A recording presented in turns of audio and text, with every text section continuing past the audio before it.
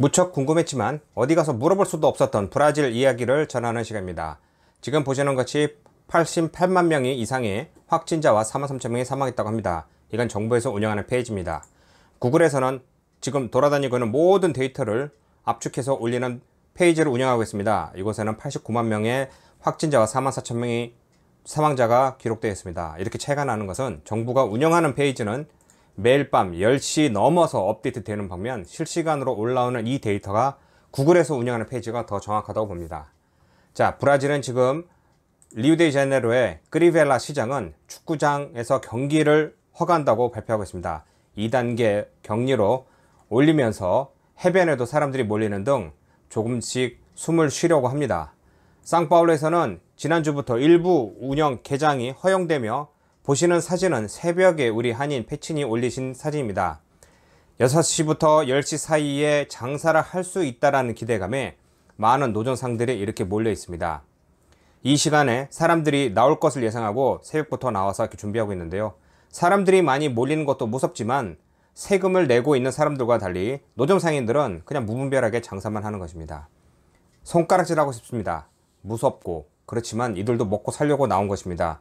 세금을 내고 정상적으로 가게를 운영하는 사람들 입장에서는 굉장히 답답하며 차별적이라고 느껴지고 있습니다. 지금 브라질은 두 개로 나눠서 크게 싸우고 있습니다. 바로 대통령 지지파와 반대파가 연일 시위를 하고 있습니다. 주말마다 모여서 일부분에서는 주먹다짐하고 있습니다. 이렇게 서로 싸우고 있는 이유는 대통령을 지지하는 사람들은 좌파, 말도 안 듣고 대통령이 하는 것에 뭐든지 태클 거는 사람들이라고 크게 반대를 하고 있고, 반대로 대통령 반대파는 격리를 해제하라는 막말을 하고 욕이나 하고 또 사법농단을 일으켰다고 합니다. 팀을 꾸려서 가짜뉴스를 만들어서 정적들을 제거하고 있다고 합니다. 이런 상황에서 조사하는 연방경찰들은 점점 압박감을 줘오자 이에 대한 반대로 경찰청장에 대해 압력을 넣었고, 즉 수사하지 말라라는 대통령의 말을 듣지 않자 경찰청장 교체권을 두고 나왔고, 이에 반대한 그 유명한 세르지오 모로 법무장관이 사임하게 됐습니다. 이로써 대통령을 일부 지지하던 세력들은 나가게 됐고요. 연일 싸우게 됩니다. 그러다가 주말마다 서로 연일 시위를 하는데요. 결정적인 사건이 지난 1월에 있었습니다. 바로 보시는 이 동영상과 같이 지금 현재 대통령과 크게 대립하고 있는 사법부 연방 대법원에다가 이렇게 폭죽을 쏘는 겁니다.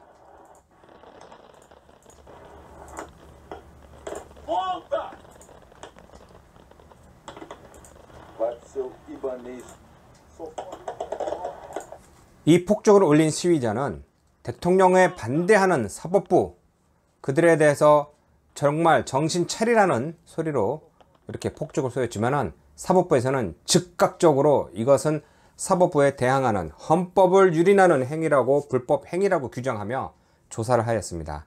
그러자 어제 바로 월요일날 아침에 이 시위를 주도한 사람으로 유명한 인플루엔서 사라 윈터, 이 사람을 바로 구속하였고 압박 수사를 하였습니다.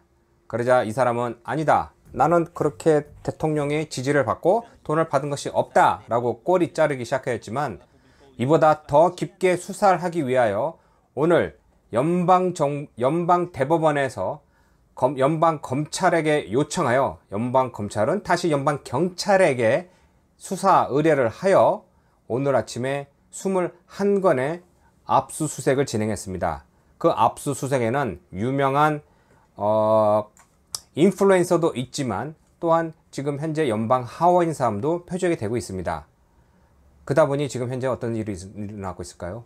그것은 바로 정부에 반대하는 사람들이 저것 봐라, 대통령은 가짜뉴스를 만들고 사람들을 선동하고 격리를 풀라는 등 사람 목숨을 뒤로 하는 그런 행위다 라며 규정하고 있고, 지금 현재 가장 크게 대립하고 있는 연방법원에서는 자기들에 대한 도전으로 받아들여 연방경찰에 압력을 넣을 수 없으니 검찰을 이용하여 양측에서 지금 계속 싸우고 있는 것입니다. 그런 와중에 교육부 장관이 웨인트라브는 주말에 시위에 참가하여 또한 대통령 지지를 하며 대법원장에 대한 막말을 했습니다.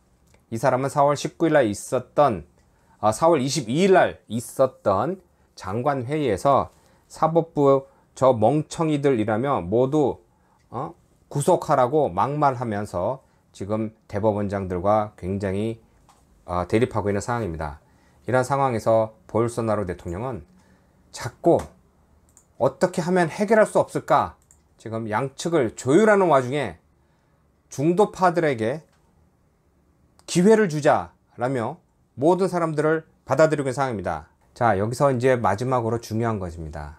지금 현재 브라질을 운영하고 있는 실질적인 재무장관은 이 사람은 파울로 게지스는 유명한 경제학자이면서 그냥 이론뿐만 아니라 실제적인 행동으로 이어지는 행동파 장관입니다. 그래서 경제를 꾸려가며 올해 3월 11일 날 올 경제 성장은 2.1%가 될 것이라고 발표를 했었는데 2.1% 성장은커녕 마이너스고 또 지금 현재 없는 돈에 꾸려나가는 살림에 점점 악화되는 이 상황에 어떻게 해결해야 될지 정책을 계속 내놓으려고 하지만 반대파들은 계속 돈만 쓰도록 재난지원금이나 달라 그러고 말을 안 듣고 머리는 아프고 그래서 만약에 이 장관이 나가면은 브라질에서 그나마 남아있는 슈퍼파워 장관인데 누가 살림을 꾸려나갈지 아무도 모릅니다. 저도 기도합니다. 제발 나가지 마시고 조금만 더 견디시라고. 왜? 현재에서는 누구 하나 말 제대로 하는 사람 없고 믿을 사람 하나 없습니다. 현재까지 이런 상황입니다. 지금 굉장히 어렵지만 이번 주가 굉장히 큰 관건입니다. 왜냐? 어제 오늘 구속된 사람들이 어떤 말을 할지 연방경찰에 연행은 됐지만 수사라는 연방검찰과 어떤 협상을 할지에 따라서 대통령에 대한 막말과 또는 약점이 드러날 수도 있습니다. 또한 이런 것을 이용하여 주말에 지난주에 도발한 시위에 반대하는 사람들이 어떤 행동을 할지도 주시해야 합니다. 오늘의 뉴스는 여기까지입니다. 다음에 좋은 소식 있으면 제발 좋은 소식 있어라 기도하는 와중에 다시 한번 찾아뵙도록 하겠습니다. 고맙습니다.